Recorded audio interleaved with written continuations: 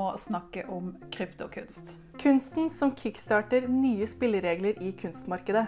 Hva er egentlig kryptokunst? Hvordan lages det, og hvorfor? Og hvordan kan du der hjemme bli en kjøper eller selger av kryptokunst?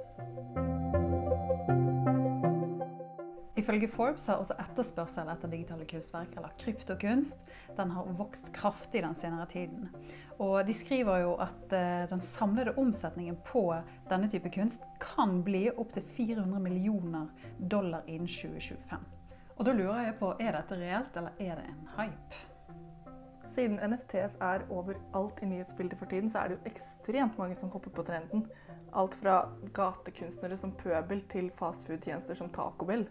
Jeg skjønner ikke hvordan Taco Bell kan liksom selge giffer.